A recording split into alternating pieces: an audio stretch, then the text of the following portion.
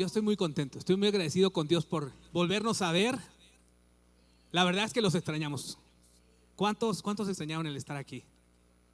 Yo sí, la verdad, el domingo pasado estuvimos en Mixquiahuala con el pastor Mario y la pastora Mari. Fue una grande bendición, un grande privilegio estar con ellos, compartir con ellos, pero los extrañamos. A cada uno de ustedes los extrañamos y el día de hoy que los estamos viendo nos da mucho gusto el volverlos a ver. En una ocasión escuché una persona muy sabia que decía: si hablas de tus debilidades, nunca te quedarás sin tema. Si hablas de tus debilidades, nunca te vas a quedar sin tema, porque tenemos muchas cosas al respecto. Hay mucho que decir al respecto, ¿verdad? Todos tenemos áreas de oportunidad en las que podemos trabajar y podemos mejorar. ¿Cuántos saben de lo que estoy hablando, verdad? Tenemos áreas, cosas que tenemos que mejorar. Y el día de hoy quiero confesarme contigo. ¿Están listos para escuchar una confesión de su pastor? Hay áreas de oportunidad y el día de hoy quiero hablarte de un área de oportunidad que hay en mi corazón, que hay en mi vida. Yo me esfuerzo por saber de qué voy a compartir semanas antes, y para, si yo tengo algo que seguir trabajando en esa área, arreglarlo, ¿verdad? Mejorarlo. Y cuando yo estaba preparando este tema, recuerdo que este tema era muy importante para mí desde niño. Desde niño era un tema muy, muy importante. Y yo le agradezco a Dios yo le agradezco a Dios por mis papás, de que hay varias cosas en las cuales no me dieron opción, ¿verdad? Y una opción era, ellos no me daban la opción de si yo quería ir a la escuela o no, porque ellos sabían que eso era importante, ¿verdad? Y más como les digo que mi papá doctor o médico, mi mamá enfermera, no había algo así como que, ay, me duele la cabeza o me siento mal, porque luego me decían, bueno, si te duele la cabeza, tengo esta inyección. Si te sientes mal, tengo esta inyección. Si te duele lo que sea, lo resolvemos, ¿verdad? No hay ningún problema, te vas a la escuela. Entonces, por ese lado no había tanto problema de yo faltar a la escuela. No me dieron esa opción, pero también no me dieron la opción de el reunirnos y el asistir a la reunión de la iglesia. También eso era algo importante. Íbamos a cualquier lugar donde fuéramos, ahí estábamos reunidos, ¿verdad? Buscando del Señor. Y eso yo le agradezco a Dios. Y por eso lo que hoy les voy a hablar es un tema muy importante que desde pequeño, desde niño, pequeño, siempre he estado pequeño, ahora sigo pequeño, pero desde niño siempre fue algo importante en mi vida. Esto que les voy a compartir. Y quiero compartírselos porque yo sé que si tú y yo lo aplicamos, si tú y yo lo vivimos, sé que Dios puede hacer grandes cosas a través de nosotros, en nuestra comunidad, en nuestro México, en el mundo. Y es algo muy importante que desgraciadamente, como te digo, desde niño yo sabía que esto era algo muy, muy importante. Era algo que está en el corazón de Dios, que debe ser una prioridad para ti, para mí, pero que muchas veces por diferentes razones lo vamos dejando pasar, no le vamos dando la importancia que realmente tiene. Y créeme que es algo muy importante. Y como comentaba Esme, hoy estamos en la cuarta parte de la serie Eclesía. Y recordando un poquito de lo que hemos hablado, la palabra eclesía es una palabra griega de donde viene nuestra palabra iglesia, que significa, la palabra eclesía significa asamblea, significa congregación. No tiene nada que ver con un edificio, sino con una asamblea. Y esta fue la palabra que nuestro Señor Jesucristo utilizó cuando Él habló del movimiento que Él estaba comenzando, y dijo Él habló de la iglesia, de la eclesía, nuestro Señor Jesús. Ese movimiento que Él comenzó, que explotó, que tuvo un crecimiento exponencial con su muerte y su resurrección. En ese momento ese movimiento explotó, tuvo un crecimiento exponencial que es de lo que vamos a también estar hablando, ¿verdad? La palabra, como les decía, la palabra eclesía significa congregación, significa asamblea. Y esta serie que hemos estado hablando tiene la finalidad de que nosotros miremos al pasado, miremos atrás, refiriéndonos al pasado, para asegurarnos de que vamos por la dirección correcta. Porque nuestro Señor Jesucristo, Él comenzó su iglesia con un propósito, y es un propósito que no debemos perder de vista. Es algo muy importante porque tiene consecuencias, relevancia eterna. Es muy importante que no lo perdamos de vista, que veamos la historia, cómo fueron los primeros los primeros cristianos, los cristianos del siglo I, cómo se comportaban, cómo actuaban, cómo reaccionaban, qué es lo que ellos hacían. Y es importante que nosotros lo veamos. Y aunque las expresiones de fe han cambiado a lo largo de los años, como les comentábamos, hace años el ver una batería en la iglesia era algo inconcebible. Les puedo comentar, era pecado. Les puedo comentar que cuando nosotros comenzamos a tocar la batería, la guitarra eléctrica, el bajo, pues nos sacaron del grupo de iglesias a las que pertenecíamos, porque eso era pecado, ¿verdad? Porque eso era algo extraño. En su momento las iglesias que comenzaron a tocar el piano fue lo mismo. ¿Cómo están utilizando ese instrumento que se utiliza en los bares? Porque en su momento el piano, que para nosotros es un instrumento muy, muy bonito, se escucha muy bien, solamente se utilizaba en los bares, y en ese tiempo se adoraba a Dios con el órgano, por ejemplo, no el piano era del diablo, ¿no? Entonces es cierto, ha habido cambios en la manera en la que ahora adoramos, de cultura a cultura. También hay cambios en la manera en la que buscamos a Dios. Es más, en una misma cultura, en un mismo lugar, en una misma zona, puede haber diferentes tipos de iglesias que adoramos de diferente forma. Los estilos, los modos, ¿verdad? Las expresiones de fe pueden cambiar, pero lo que no puede cambiar es la razón. ¿Por qué existimos como iglesia? Hay una razón, hay un motivo por el cual nosotros existimos, y es algo que no debemos perder de vista, porque cuando la iglesia se desvía, pierde su valía. Cuando la iglesia se desvía, pierde su valía, pierde su valor. Las personas y la cultura comienzan a pagar el precio. Se desvanecen los fundamentos de la dignidad humana y los derechos humanos. Veíamos en domingos pasados cómo gracias a la iglesia la dignidad humana, los derechos humanos crecieron. Cómo las mujeres antes eran tratadas peor que un animalito, los niños igual no tenían valor. Pero ahora, gracias a Dios, gracias al movimiento que nuestro Señor Jesucristo comenzó, la iglesia transformó la cultura de su tiempo. Y es importante que nosotros no perdamos de vista la razón por la cual tú y yo existimos, la razón por la cual tú y yo estamos aquí. Porque cuando la iglesia se desvía, pierde su valía. La gente sale lastimada. Cuando la iglesia pierde el rumbo, la gente sale lastimada. Y comentábamos, ¿verdad?, cómo a lo largo de los años cuántas personas han sido lastimadas en nombre de Dios. ¿Cómo es posible que la iglesia haya lastimado y haya matado y haya hecho tanta barbaridad en nombre de Dios? El problema fue que perdió de vista su razón de ser. Y comentábamos que nosotros somos la iglesia para nuestra generación. Tú y yo somos la iglesia de Cristo para nuestra generación. Representamos el cristianismo. Cuando una persona piensa en los cristianos, créeme que no toman el Nuevo Testamento y comienzan a ver quizá el libro de los Hechos, o comienzan a ver los evangelios para ver cómo son los cristianos. No, ellos lo que hacen es que te ven a ti y me ven a mí. ¿Cómo estamos viviendo? ¿Qué estamos haciendo? ¿Cómo reaccionamos ante las situaciones de la vida? Eso es lo que las personas hacen, porque tú y yo representamos a nuestro Señor Jesucristo. El cristianismo, dice la palabra de Dios, que tú y yo somos embajadores. Y tú sabes que un embajador es un representante. Tú y yo estamos representando a nuestro Señor Jesucristo. Por eso tenemos que estar mirando hacia el pasado y no perder el rumbo, no perder la razón por la cual tú y yo existimos como iglesia. Y hay un documento histórico que nos habla de lo que ocurrió en los primeros años, que escribió el médico Lucas, llamado el libro de los Hechos. Él escribió 2 libros, uno que se conoce como el Evangelio de Lucas, y también el libro de los Hechos. Y él hizo una grande investigación. Él era un hombre de ciencia, y podemos ver en sus escritos que él te da fechas, te da nombres, te da direcciones, porque él hizo una grande investigación. Y entonces, al hacer esta investigación, él fue parte de este movimiento, estuvo en los viajes del apóstol Pablo. Podemos ver en el libro de los Hechos cómo hay un capítulo donde está hablando de ellos viajaron, ellos hicieron, y de repente hay un cambio donde dice: ahora nosotros viajamos. Ya no son ellos, ahora también está Lucas. Lucas está siendo parte de todo eso. Él fue un Él fue un testigo de todo lo que estaba sucediendo en ese tiempo. Por eso tiene tanto valor estos documentos que son parte ahora de lo que nosotros conocemos como la Biblia.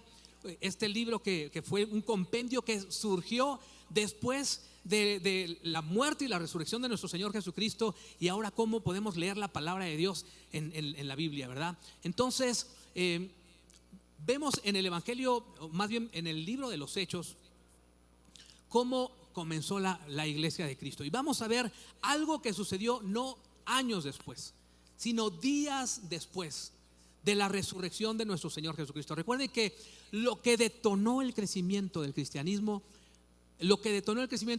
fue la muerte y la resurrección de Cristo.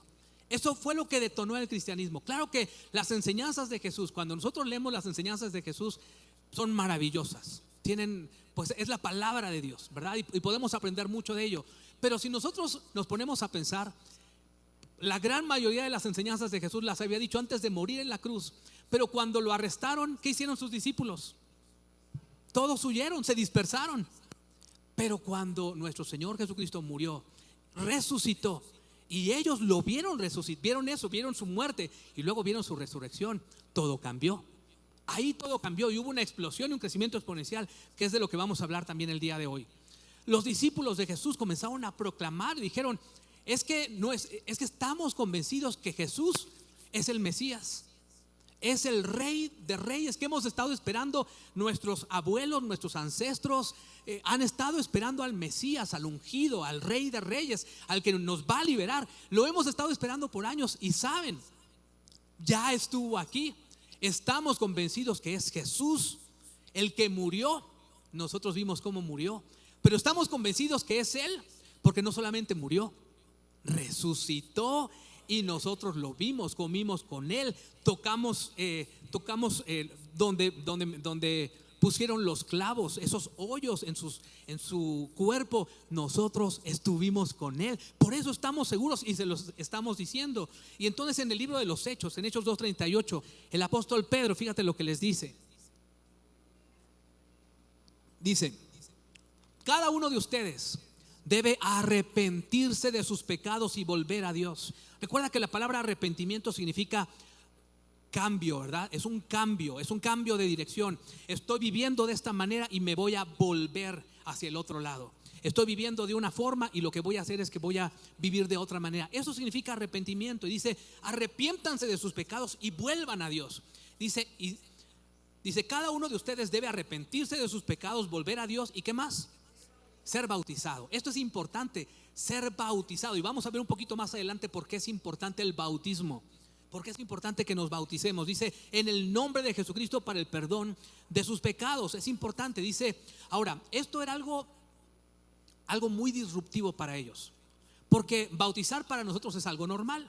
En nuestra cultura como mexicanos, la gran mayoría bautiza a sus bebés, por ejemplo, que es algo que no encontramos en la palabra de Dios. Pero para nosotros como hijos de Dios también sabemos sobre el bautismo. Algunos de nosotros nos bautizamos ya sabiendo lo que estábamos haciendo. Pero para los judíos era algo completamente extraño que les dijeran: tú te tienes que bautizar.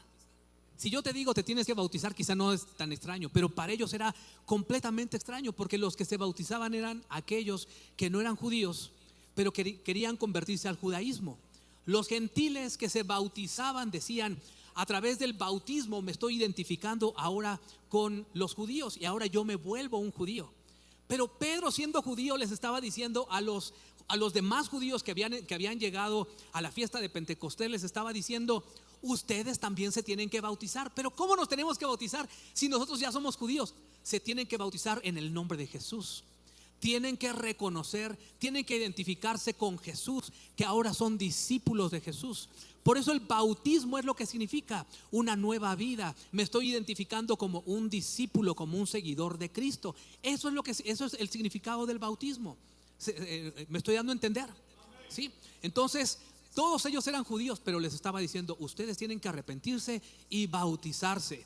Y Pedro les dice: yo sé que esto es algo completamente nuevo para ustedes, pero es necesario, porque el bautismo es una expresión externa, algo que las demás personas pueden ver, de una decisión interna.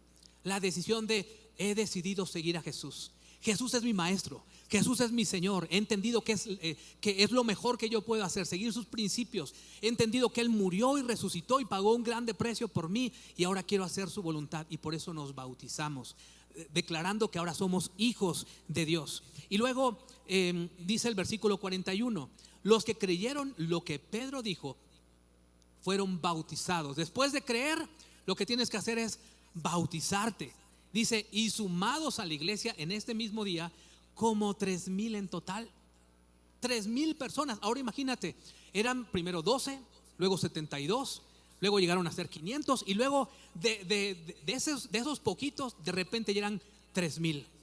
Eran más de 3,000. Y vamos a ver que eran solamente, aquí 3,000 eran solamente los hombres, no se contaban a las mujeres, ¿sí? Entonces dejaron de ser un pequeño grupo temeroso y crecieron de manera exponencial.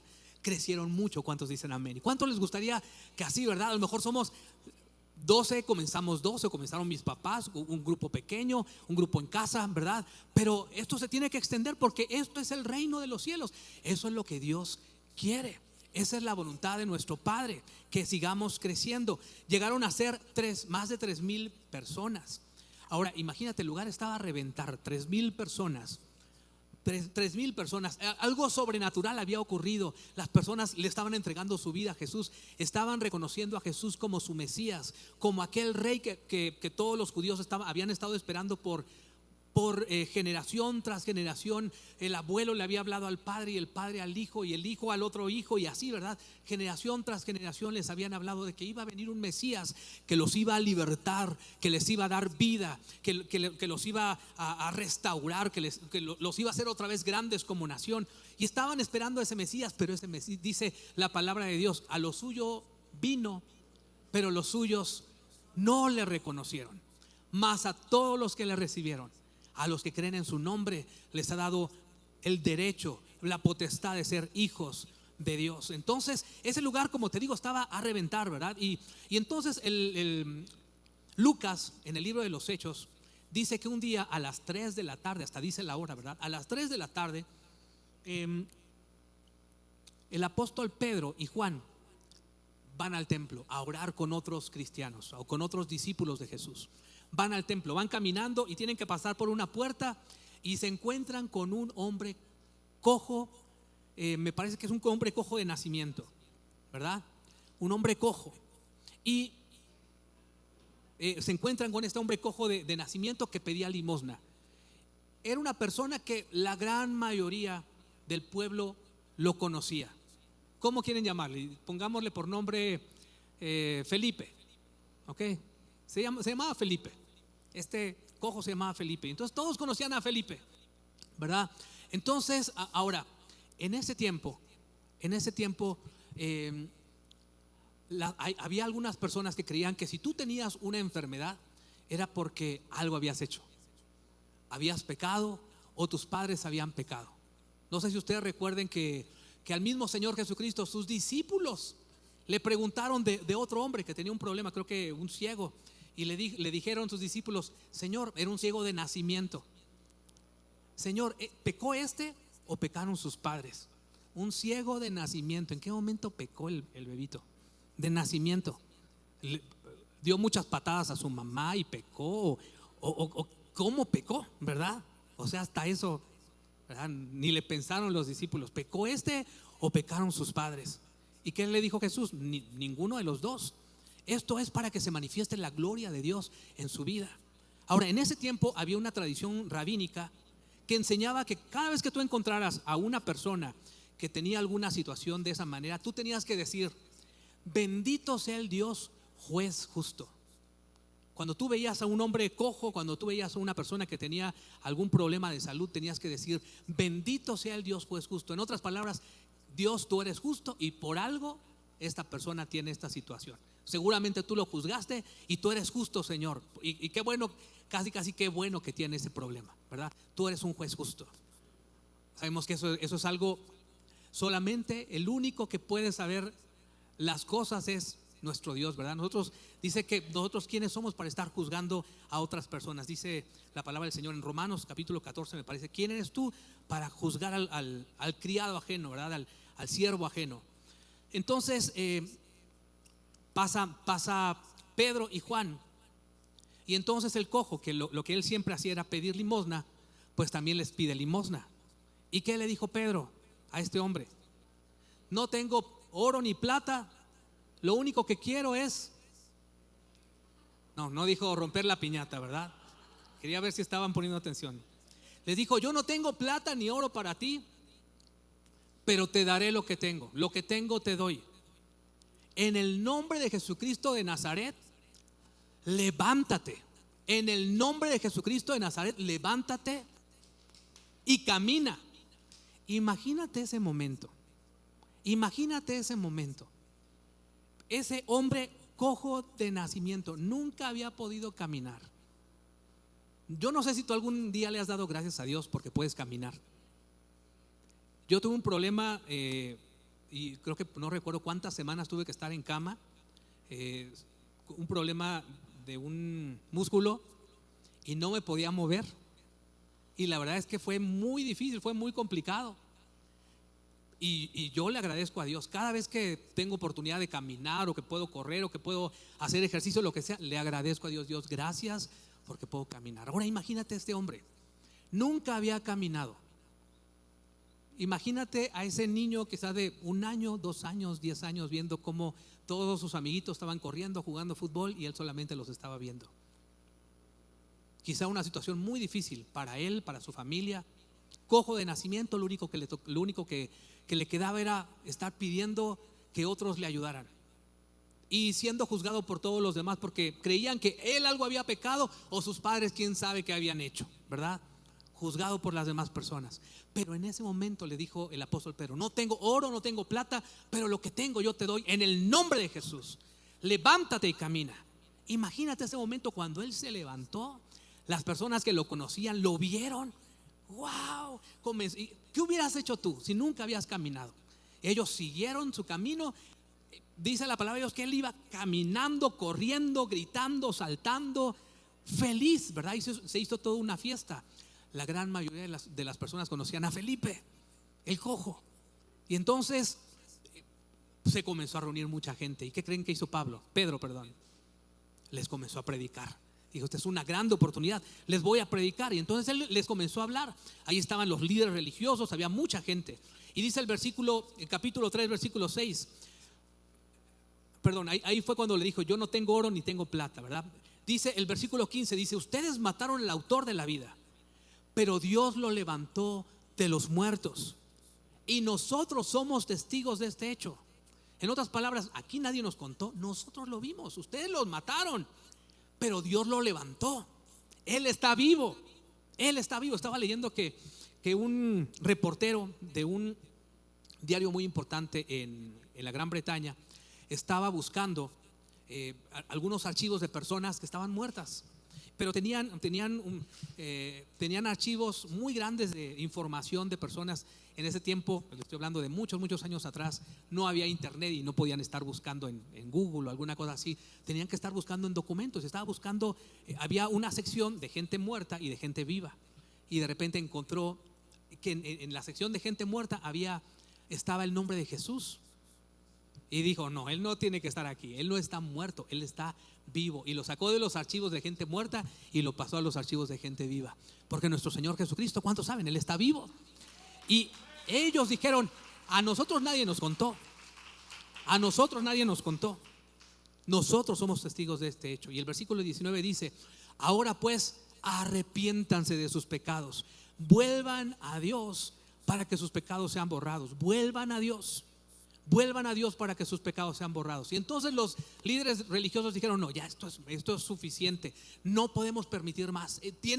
No podemos permitir que ellos sigan hablando de eso. ¿Cómo que sus pecados van a ser perdonados? Solamente Dios puede perdonar pecados. Además, en el templo se hacían todos los sacrificios continuamente. Se sacrificaban animalitos, se llevaban diferentes tipos de ofrendas, ¿verdad? Para expiar, para de alguna manera expiar los pecados. Ni siquiera era perdonar, sino era cubrir los pecados del pueblo. Todo el tiempo, ¿verdad? Todo el tiempo había sacrificios. Y lo que estaba diciendo el apóstol Pedro es, ¿saben? Esto ya quedó obsoleto. Ya no hay necesidad de estar haciendo sacrificios, porque nuestro Señor Jesucristo una vez y para siempre, solamente por una ocasión, Él murió en la cruz y con eso fue más que suficiente. Ya no hay necesidad de mayores sacrificios. Les estaba diciendo esto, su templo ya quedó obsoleto, sus sacrificios ya quedaron obsoletos. Jesús vino a dar su vida para borrar los pecados de toda la humanidad. Este sistema nunca pudo hacer, pero nunca pudo lograr lo que el sacrificio de Jesucristo logró. Él borró una vez y para siempre el pecado. Entonces los líderes religiosos quisieron apagar, ¿verdad? Quisieron apagar o pararlos, ¿verdad? Y entonces lo que hicieron fue, fíjate lo que hicieron, pero ya era demasiado tarde. Y el versículo 4 del capítulo 4 dice: pero a pesar de todo, muchos de los que oyeron el mensaje lo creyeron. Muchos lo creyeron. Y el número de los creyentes, contando solo los hombres, fíjate, contando solo los hombres, era como de 5,000. Primero fueron 3,000, ahora se estaban añadiendo otros 5,000. Mira de qué manera el crecimiento exponencial que estaba teniendo la iglesia de Jesucristo. 3,000, luego 5,000. Y entonces los líderes religiosos quisieron parar todo esto, y lo que hicieron fue meter a Pedro y a Juan a la cárcel. Ahora, cuando nosotros pensamos en la cárcel, quizá pensamos en una celda y una banquita y que llegaron y se sentaron. No, en ese tiempo no había ese tipo de cárceles.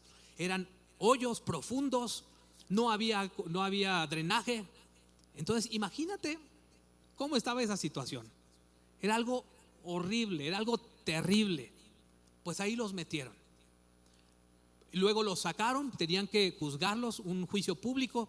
Y entonces en el juicio público les dijeron que dejaran de hablar el nombre de Jesús, y le dieron, como era un juicio público, le dieron oportunidad al apóstol Pedro de hablar, ¿verdad? Y bueno, un grave error de ellos. Y entonces el apóstol Pedro en el versículo 10 dice: permítanme declarar ante ustedes y ante todo el pueblo de Israel que ese hombre recibió la sanidad. Estamos hablando del cojo, ¿verdad? Que le pusimos Felipe, ¿verdad? Este hombre recibió la sanidad en el nombre y mediante el poder de Jesucristo de Nazaret. Otra vez les dice: a quien ustedes crucificaron, pero a quien Dios resucitó. Fíjate cuál era el tema principal del apóstol Pedro: la muerte y la resurrección de nuestro Señor Jesús. Dice: gracias a él este hombre está hoy aquí sano. Este hombre que todos ustedes conocen, gracias a la muerte, gracias a Jesucristo, al nombre de Jesucristo, este hombre está sano. Díganme que no es así. Aquí lo estamos viendo, ustedes lo conocían todo el tiempo, ustedes le hacían el feo, lo juzgaban, y aquí lo estamos viendo, está sano. No me pueden negar que está sano, no pueden negar que aquí sucedió un grande milagro, ¿verdad? Ustedes mismos están siendo testigos de que este hombre está sano. Y bueno, llegó mucha gente, estaban ahí escuchando, y entre ellos el cojo, ¿verdad? Ahora, el versículo 13 dice: cuando vieron el valor de Pedro y de Juan, fíjate, dice: cuando vieron el valor. Ahora, estaban hablando con los líderes religiosos. Ahí estaba el sumo sacerdote, estaba todo el Sanedrín, estaban los hombres que conocían muy bien la ley. Eran personas muy conocedoras, muy doctas, muy importantes, pero vieron el valor de Pedro y de Juan. Dice: cuando vieron el valor de Pedro y de Juan, viendo que eran hombres sin muchos estudios, los miembros del concilio se maravillaron y reconocieron que habían estado con Jesús. Y es que cuando tú estás con Jesús, se te nota. Déjenme decirles algo también. Cuando no estamos con Jesús, se nos nota.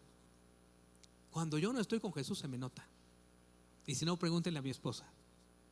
Cuando yo no estoy con Jesús, se me nota. Cuando yo no dedico tiempo para estar con el Señor, quizá el primer día ando medio molesto.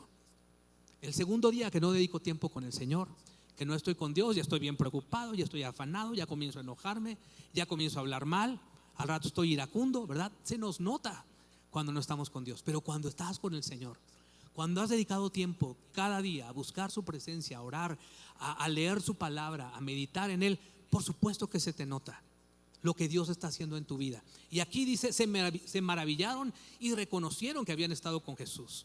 Dice el versículo 14: sin embargo, dado que podían ver allí de pie entre ellos al hombre que había sido sanado, no hubo nada que el concilio pudiera decir. ¿Qué podían decir si ahí estaba un hombre sanado? Ahí estaban viendo algo positivo, algo muy bueno. no podemos negar, ¿verdad? No lo podía negar. Entonces dijeron, bueno, vamos a prohibir, vamos a dejarlos ir, pero vamos a prohibir que sigan hablando en el nombre de Jesús. Y entonces les prohibieron, les dijeron tajantemente, les prohibimos seguir hablando en el nombre de Jesús. ¿Y qué creen que dijo Pedro y Juan? Versículo 20 dice, nosotros no podemos dejar de hablar acerca de todo lo que hemos visto y oído. No podemos. ¿Cómo voy a dejar de hablar de lo bueno que Dios ha sido conmigo? Yo no puedo dejar de hablar. No sé tú, pero cuando tú tienes una muy buena relación, por ejemplo, cuando tienes una muy buena relación con tu esposa, con tus hijos, cuando amas a tus hijos, cuando amas a tus padres, aunque no quieras estás hablando de ellos, ¿verdad? ¿Cómo iban a dejar ellos de hablar del Señor Jesucristo cuando el Señor Jesucristo había cambiado por completo sus vidas? Les había dado sentido, les había dado propósito, había perdonado sus pecados, su pasado había sido restaurado, tenían un presente brillante, sabían que en la eternidad tenían un futuro prometedor, un futuro donde iban a encontrarse con el Señor, iban a vivir por siempre. Su vida había cambiado por completo. ¿Cómo iban a quedarse callados? Y por eso dijeron, nosotros no podemos dejar de hablar acerca de todo lo que hemos visto y oído. No podemos dejar de hablar. Ahora, no estaban hablando solamente de las enseñanzas de Jesús, lo que ellos habían visto, además de haber estado con Él y escuchado todas las parábolas de nuestro Señor Jesucristo, habían visto cómo había muerto y cómo había resucitado. Entonces no podían dejar de hablar de ello, y por eso no les importaba aún que los metieran a la cárcel, porque ya los habían metido a la cárcel. Y estas mismas personas que los habían metido a la cárcel eran los mismos que habían metido al Señor Jesús al pretorio y luego lo habían crucificado.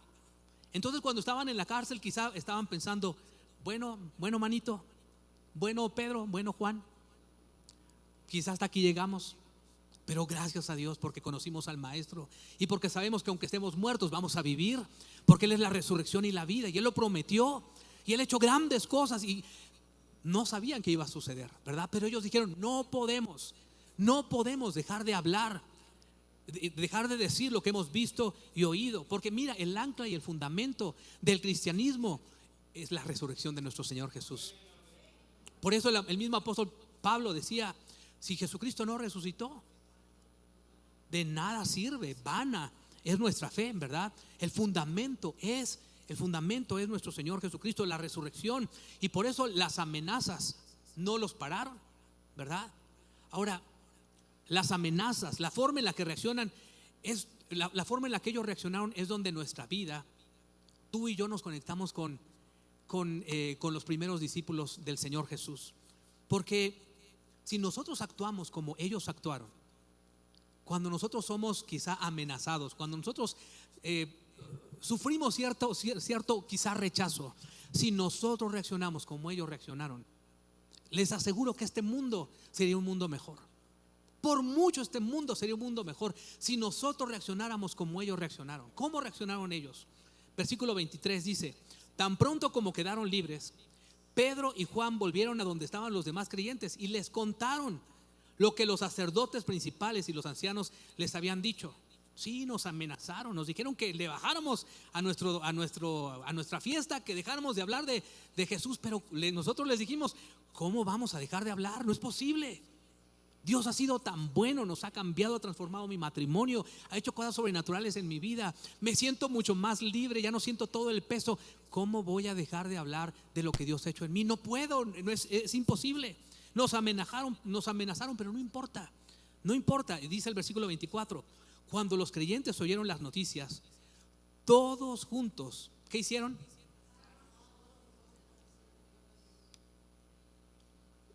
Comenzaron a orar. Ahora, ¿qué oraron? ¿Qué fue lo que oraron? Se pusieron a orar, ¿verdad? Ahora, ¿por qué habrías orado tú? Si tú estuvieras en esa situación, si tú estuvieras viviendo en el primer siglo, estás siendo perseguido, te están diciendo que no hables de algo que tú viste, que estás apasionado por el amor tan grande que tuvo nuestro Señor Jesucristo, y dices, yo no puedo dejar de hablar. ¿Por qué orarías? ¿Cuál sería tu oración? ¿Por qué cosas? Ahora la pregunta es, ¿por qué cosas oramos? ¿Por qué cosas el día de hoy tú estás orando? ¿Por qué oras? ¿Cuáles son tus peticiones? ¿Y a quién le oras? ¿A quién le oras? La verdad es que cuando comparamos, al menos yo, cuando yo comparo mis oraciones, muchas de ellas, la verdad es que me da pena. A veces por las tonterías que a veces nosotros estamos orando y lo que ellos estaban orando, el tipo de oración que ellos estaban haciendo. Fíjate lo que ellos oraron. Versículo 24 dice: oh Señor soberano, creador del cielo y de la tierra, del mar y de todo lo que hay en ellos. Tú eres soberano. ¿Qué significa soberano? Tú tienes el control de todo. Tú decides por sobre todas las cosas. Tú eres el Dios todopoderoso. Mira, cuando tú y yo oramos, así tenemos que orar.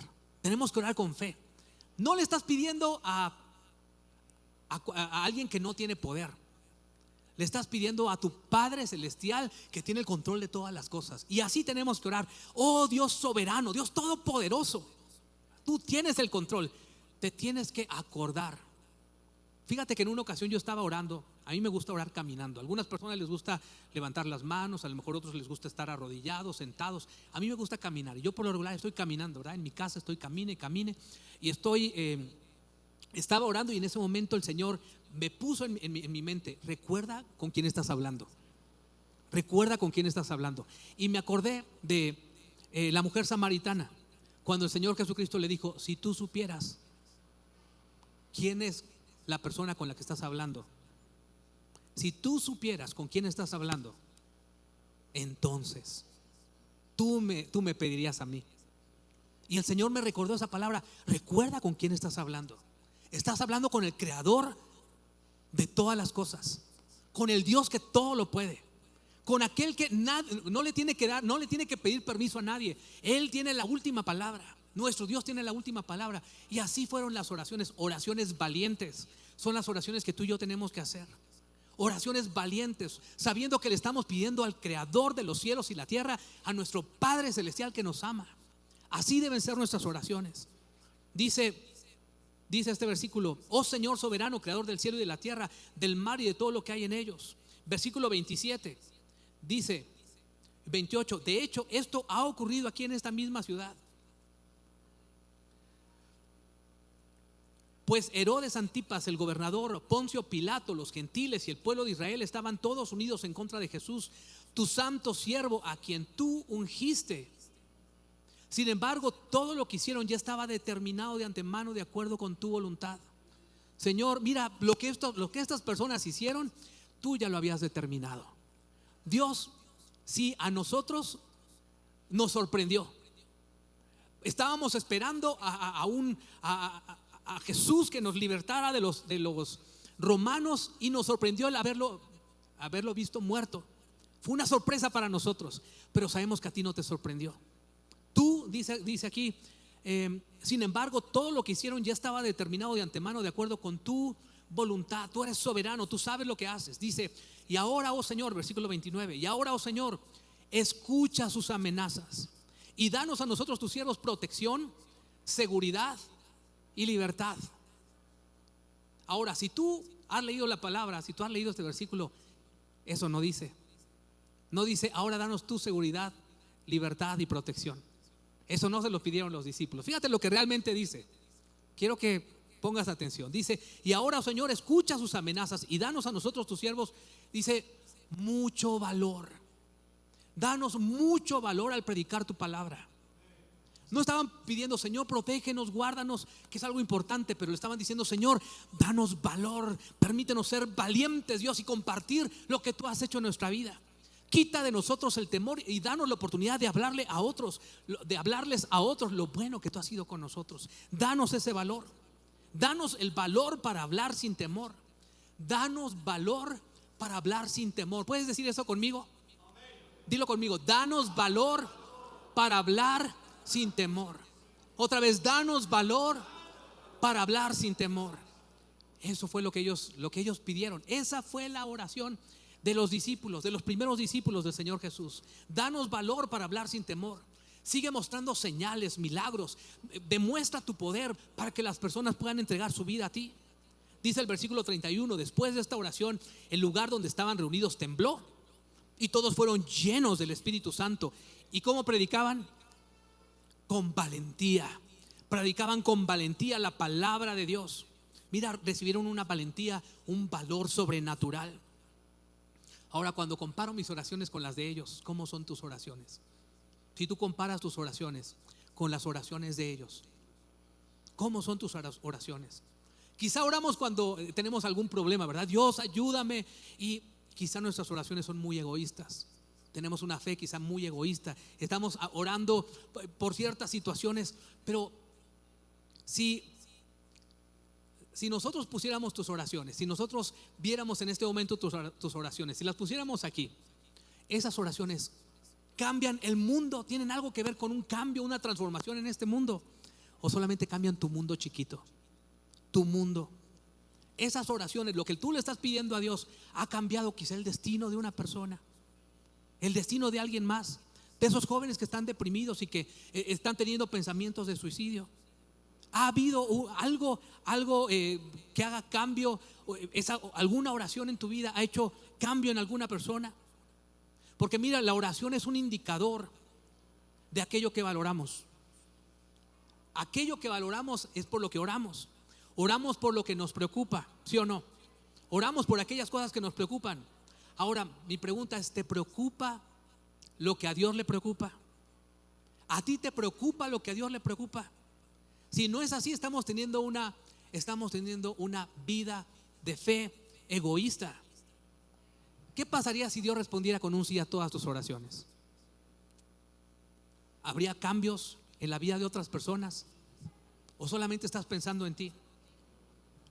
Por eso, querida familia, tenemos que orar con valentía. Tenemos que pedirle a Dios, Señor, danos valentía, danos valor, Señor. Danos valor para hablar sin temor. Danos valor para hablar sin temor.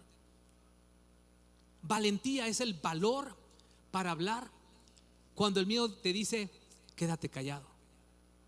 Valentía es el valor para hablar cuando el miedo te dice, quédate callado.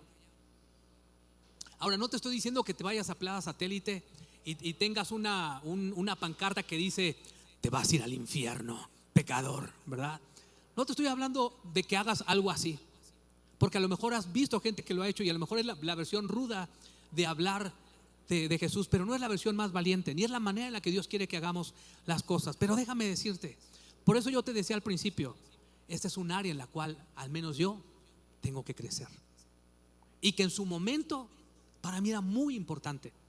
Y yo le agradezco mucho a Dios, porque si hay alguien que es un ejemplo, y es un ejemplo para todos, es el pastor Alberto, que comenzó esta congregación. Así fue como comenzó. Y si tú lo conoces, es una persona que donde quiera que él está, le está compartiendo a otros del Señor. El sábado estábamos en aguas termales en Hidalgo, y cuando llegué a donde él estaba, ya le estaba compartiendo a la persona que tenía al lado, ¿verdad?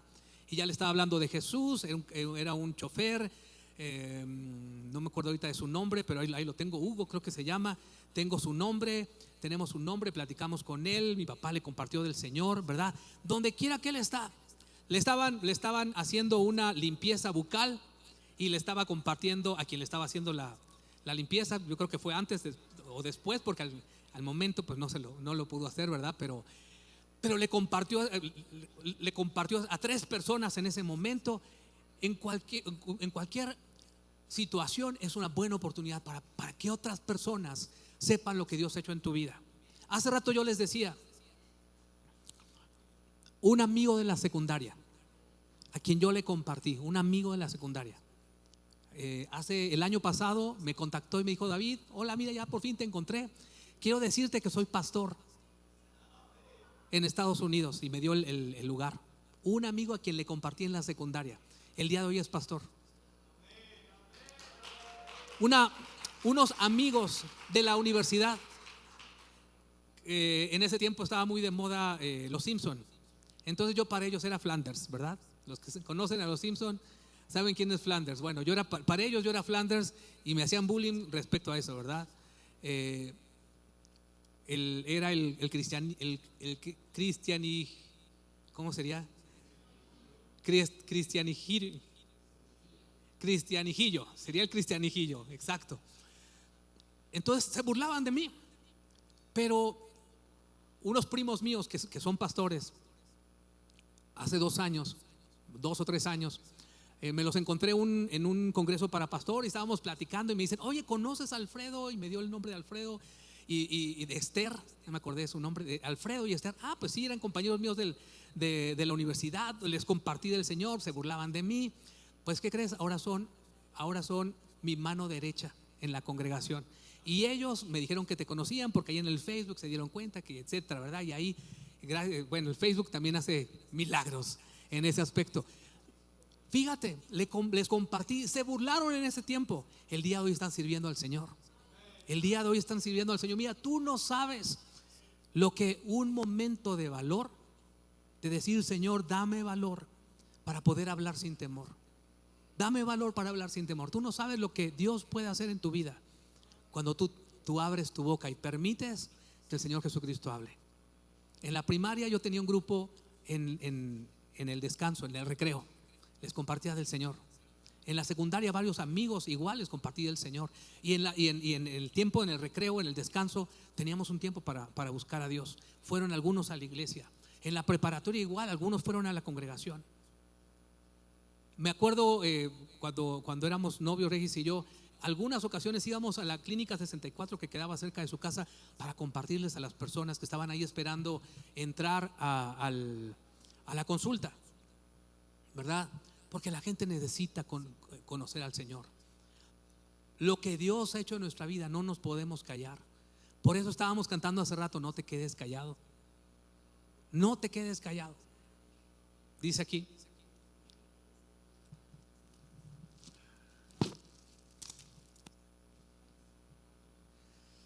no te quedes callado, ya no te escondas más. Más allá de tu ventana hay un mundo que alcanzar. Alza al cielo las manos, alza al cielo la voz. Por los siglos cantaremos al Señor de la creación, ¿verdad? Oiga el mundo despertarse, un sonido celestial. Cada tribu y lengua canta a Cristo. Cristo es la verdad. Puede el mundo volver a brillar, al oír su voz las murallas caerán. El pecado no me puede atar, nuestro Dios, Él vivo está. El perdido vuelve de la oscuridad, el cautivo libre por siempre será. Ningún ojo ha visto lo que Dios hará. La creación despertará. Por eso estábamos cantando esto. La creación tiene que despertar. No te quedes callado. No te quedes callado. Ya no te escondas más. Deja de ser un cristiano de closet. Deja de ser un cristiano de closet. Que las personas sepan que tú eres un hijo de Dios. Que las personas sepan que tú eres un siervo de Dios. La gente necesita conocer al Señor. Ya no te quedes callado. Ya no te escondas más. Hay lugares donde los cristianos son arrestados, son perseguidos, son asesinados. Hay en este momento, en el siglo XXI, hay 365 millones de personas que son perseguidos por ser seguidores de Jesús. 365 millones de personas son marginados de la sociedad, pierden su trabajo, pierden sus empresas, pierden su vida. Estaba escuchando de una mujer llamada Fátima, una mujer de Arabia Saudita. Escuchó el mensaje de Jesús, le entregó su vida a Cristo, decidió ser una discípula de Jesús, una seguidora de Cristo. Sus familiares se comenzaron a dar cuenta de los cambios positivos que estaba viendo en ella, pero no les gustó. Y entonces su propio hermano le dijo: si tú no desistes de ser cristiana, yo mismo te voy a asesinar. Te doy 2 horas. La asesinó. Pero antes ella escribió, déjame decirte parte de lo que ella escribió. Ella dijo: sus espadas y amenazas no me preocupan. Por Dios soy y seré hasta la muerte una seguidora de Jesús. Eso fue lo que dijo esta mujer. Valiente, valiente. Ahora mira, vivimos en una ciudad, porque hay lugares de México donde también se persigue a los cristianos, ¿verdad? Y los matan también, los asesinan. Pero ¿qué es lo peor que te puede pasar en tu trabajo? Que te digan Flanders, que te digan aleluya. ¿Qué es lo peor que te puede pasar? Recuerdo que las personas que me cortan el cabello, por lo regular, cuando yo voy a que me corten el cabello, le pido a Dios: Dios, dime qué quieres hoy que les comparta. ¿Qué quieres tú hoy que yo les hable? ¿Sobre qué quieres tú que yo les hable? ¿Verdad? Por lo regular te hacen la plática y hay oportunidad de hablar con ellos. Pero eso Y a lo mejor tú puedes decir, ay pastor, qué valiente. Eso comparado a Fátima es un juego de niños. La verdad, lo que tú y yo podemos hacer con tu compañero de trabajo, con tu compañero de escuela, con tu vecino, con aquel que no conoce el Señor. Tenemos la oportunidad, tú y yo, de vivir con valentía, de decirle al Señor, Señor, dame valor para hablar sin temor. Dame valor para hablar sin temor. Tenemos que ser valientes y pedirle al Señor, Señor, dame valor. Ahora, cuando tú le pides al Señor valor, ¿sabes qué? Él te va a dar oportunidades para compartir. Y tú siempre vas a tener la oportunidad de decidir si les hablas o te quedas callado. No dejes pasar las oportunidades, porque tú no sabes si esa persona a la cual tú le hablas al rato va a ser un pastor y va a estar bendiciendo a muchas personas, o va a estar haciendo un hombre de bien, o quizá era una persona que iba a terminar muy mal sus días e iba a asesinar y a destruir a muchas personas, y gracias a la palabra que tú le diste, ese joven, ese niño, ese anciano, esa persona ahora es una persona de bien, es un seguidor de Jesús, gracias a lo que tú le compartiste. Solamente en la eternidad, cuando estemos en la eternidad, yo me pongo a pensar cuántas personas van a recibir a mi papá cuando él esté allá. ¿Qué va a decir? Pastor, doctor Acosta, gracias a usted estoy yo aquí. ¿Cuántos te van a recibir a ti cuando tú llegues allá? ¿Cuántos te van a recibir cuando tú llegues allá? Esto es algo que Dios nos ha pedido a todos nosotros. No es a una sola persona, no es a los pastores, no es a los evangelistas. Dios nos dijo, ustedes mis discípulos vayan y hagan discípulos de todas las naciones. Vayan y hagan discípulos de todas las naciones. Y todo comienza con compartirles la bondad, las bondades de nuestro Señor Jesucristo. Por eso no dejemos pasar oportunidades. Pregúntale al Señor, Señor, ¿qué quieres tú que hoy yo le comparta? ¿Qué quieres tú que hoy yo le diga? Mira, no necesariamente tiene en ese momento que hacer la oración para entregarle su vida a Cristo, pero le puedes dar una palabra de bendición. Pídele al Espíritu Santo, Espíritu Santo, quiero estar atento a tu voz. ¿Qué quieres tú que hoy yo le diga? ¿De qué quieres tú que yo hoy le hable? ¿Verdad? Quiero pedirte que te pongas de pie.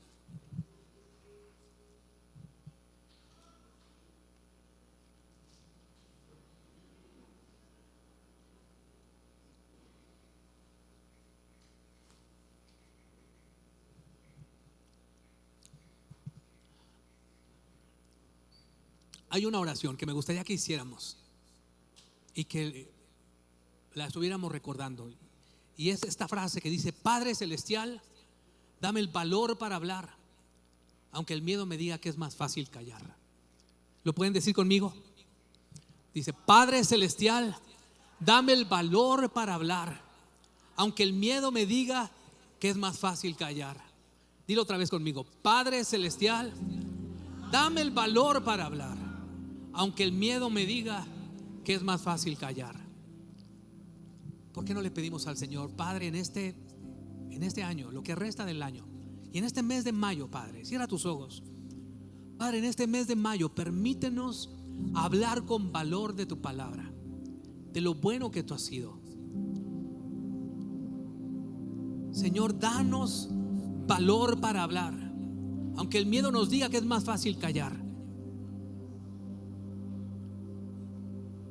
Que nuestros compañeros en el trabajo, en la escuela, nuestros vecinos, nuestros familiares, te conozcan a través de nosotros, a través de nuestras acciones, pero también a través de nuestras palabras. Que les podamos, danos tú la sabiduría, la inteligencia, el discernimiento, Señor, para saber cómo hablarles, cómo compartirles de lo bueno que tú has sido con nosotros. Guárdanos, Señor, de tener temor, y danos ese valor. Danos valor para hablar sin temor. Dame valor, Señor, para hablar sin temor. Dame valor para hablar sin temor. Aquello que era tan importante, Padre, para mí de niño, Padre, que esa pasión por que otras personas te conozcan vuelva a ser una realidad en mi vida, Padre. ¿Qué le tienes que pedir tú al Señor? ¿Qué le tienes que decir tú al Señor? Pídele al Señor, dile tú al Señor. Quizá tienes que pedirle por un fuego fresco, una unción fresca de su espíritu recorriendo tu vida de tal manera que puedas compartir la palabra, que ese gozo, que ese primer amor que hubo en su momento en tu vida pueda volver a ser una realidad. Puedas abrir tu boca y compartir sin temor, sabiendo que la presencia de Dios está contigo, que Él nos prometió estar con nosotros todos los días hasta el fin del mundo. Señor, en este mes nos comprometemos a orar por valentía. Señor, permítanos invitar a otros a que te conozcan, quizá en mi grupo, que vengan el siguiente domingo, que te conozcan, mi familia, mis hijos, la gente que me rodea, Padre. Señor, dame valor para hablar sin temor. Haz tu obra en nosotros, Padre. Haz tu obra en nosotros, Señor. Gracias, Padre, porque alguien nos habló. Alguien fue valiente y nos habló de ti. Quizá puso en riesgo su relación con nosotros, pero tuvo el valor y nos habló. Y el día de hoy aquí estamos. Te conocemos. Tú has cambiado nuestra vida. Señor, permítenos hablar. Danos valor para hablar sin temor. En el nombre de Jesús. Amén.